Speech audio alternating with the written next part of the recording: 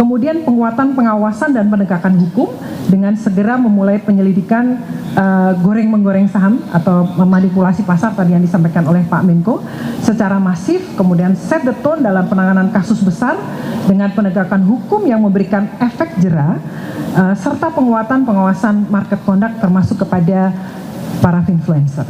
Samsul dan Pak Jeffrey. Baik, selamat malam. Assalamualaikum warahmatullahi wabarakatuh.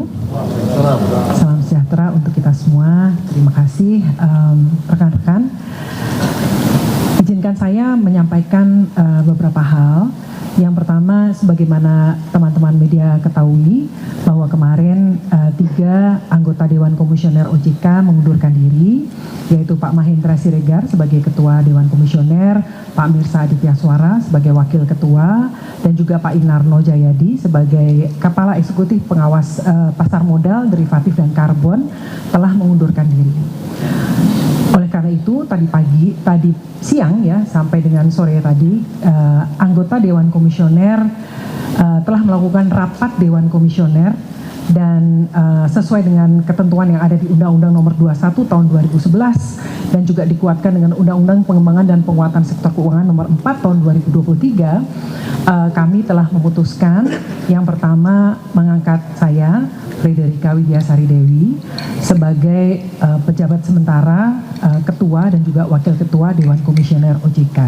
Sementara tugas kami sebagai Kepala Eksekutif Pengawas Perilaku Pelaku Usaha Jasa Keuangan Edukasi dan Perlindungan Konsumen juga tetap kami emban.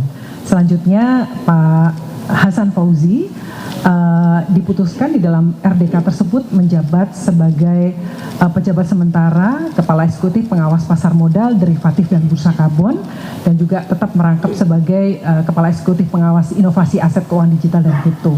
Seperti itu. Jadi tidak ada kekosongan yang bisa kami sampaikan, dan kami memastikan bahwa seluruh kebijakan, program kerja, tugas OJK terlaksana dengan baik sebagaimana mestinya, dan kita tetap mengedepankan yang terbaik ya untuk kemajuan stabilitas di sektor jasa keuangan.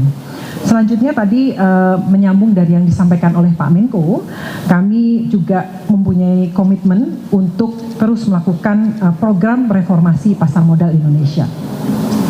Dengan mencermati gejolak pasar yang teman-teman media juga amati beberapa waktu ini dan juga concern dari berbagai pihak, kami OJK bersinergi dengan pemerintah dan juga seluruh stakeholder terkait akan mempercepat reformasi di pasar modal melalui pendekatan yang lebih holistik, mulai dari perbaikan kualitas emiten dan saham yang diperdagangkan, peningkatan literasi dan juga perlindungan kepada investor, terutama investor retail, serta penegakan hukum yang tegas dan konsisten.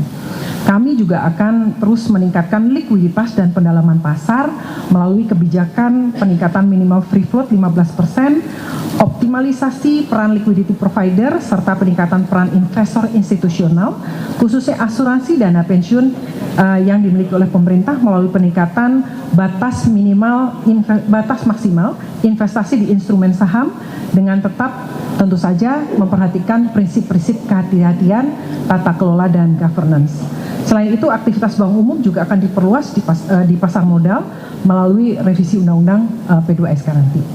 Kemudian peningkatan transparansi pemegang saham melalui kewajiban transparansi UBO-nya, Ultimate Beneficial Ownership, Affiliated Party Disclosure, serta penguatan due diligence dan KYC oleh perusahaan efek.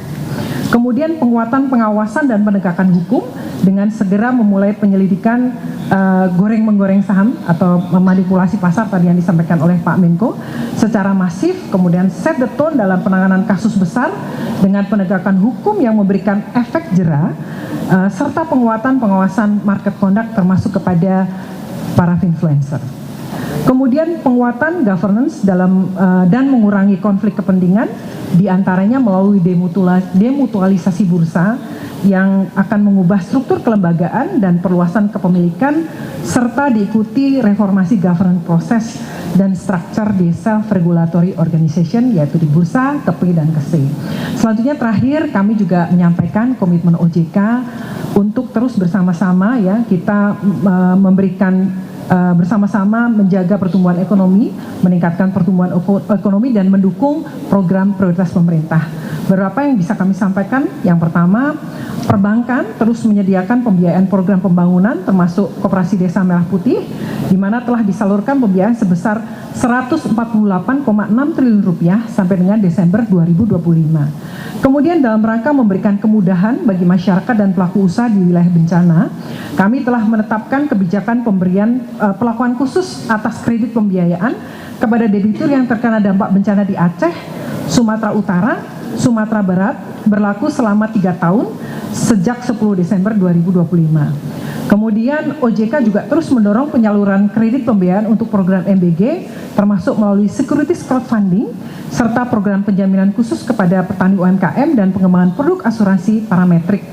Dapat kami sampaikan bahwa angkanya per Desember 2025 sebesar 1,17 triliun penyaluran kredit sudah disalurkan. Kemudian melengkapi kebijakan relaksasi terhadap pembiayaan sektor perumahan, kami juga terus mendorong bank, perusahaan pembiayaan, perusahaan modal Funtura, BP Tapera, SMF, dan PNM untuk terus memperluas pembiayaan KPR bagi masyarakat berpenghasilan rendah. Dan terakhir, untuk meningkatkan kemudahan akses kredit pembiayaan kepada UMKM yang telah diatur melalui ketentuan OJK yang mengatur skema pembiayaan khusus bagi UMKM dan petani. Kemudian juga terakhir Pak Menko, pengembangan bursa karbon dalam rangka mendukung pengembangan nilai ekonomi karbon serta struk bersama kementerian terkait. Mungkin dari situ kami sampaikan, kami terima kasih, mohon dukungan Bapak Ibu semua, seluruh stakeholder, pemerintah, kita bekerja bersama-sama dan mohon dukungan media juga supaya kami bisa berhasil menjalankan proses reformasi dan juga menjaga stabilitas sistem keuangan dan mendukung pertumbuhan ekonomi. Terima kasih, kami kembalikan kepada Pak Menko. Baik, terima kasih. Selanjutnya perwakilan daripada Direksi Bursa Efek Indonesia, silakan Pak Jeffrey Hendrik. Baik, terima kasih Pak Menko, Pak Mensesnek, Pak Menkyu, Pak Doni, Pak Rosan, Bu Kiki, Pak Hasan, Pak Samsul, rekan-rekan media yang saya hormati. Seperti yang kita ketahui, per kemarin Direktur Utama Bursa Efek Indonesia mengundurkan diri. Menindaklanjuti itu melalui mekanisme internal di Bursa Efek Indonesia juga sudah dilakukan rapat direksi untuk menunjuk pejabat Direktur Utama dan sudah disetujui oleh Dewan Komisaris. Untuk itu kami memastikan operasional di Bursa Efek Indonesia akan berjalan secara normal. Demikian juga proses pengambilan keputusan yang akan dilakukan oleh manajemen Bursa Efek Indonesia tidak akan terganggu sama sekali. Kemudian kami juga menegaskan komitmen kami untuk membangun pasar modal Indonesia berkelas dunia, tidak hanya setara dalam hal nilai perdagangan dan kapitalisasi pasar, tetapi juga setara dalam transparansi dan tata kelola. Oleh karena itu, kami akan terus meningkatkan transparansi dan tata kelola di Bursa Efek Indonesia. Kami juga mencermati perkembangan terakhir, apa yang diharapkan oleh indeks provider global.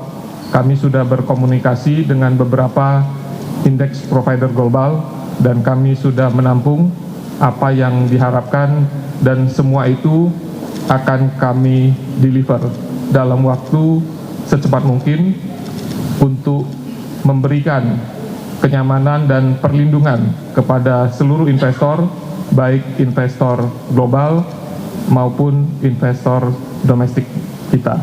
Untuk itu, terima kasih untuk dukungannya Pak Menko, Bapak Ibu semua, untuk dukungan yang luar biasa kepada kami untuk menjalankan mandat kami untuk menyelenggarakan perdagangan yang teratur, wajar, dan efisien di Bursa Efek Indonesia. Terima kasih. Saya kembalikan ke Pak Menko. Demikian penjelasan dari pemerintah, kemudian dari OJK dan Bursa Efek Indonesia, dan saya rasa penjelasannya sudah cukup lengkap. Terima kasih. Wassalamualaikum warahmatullahi wabarakatuh.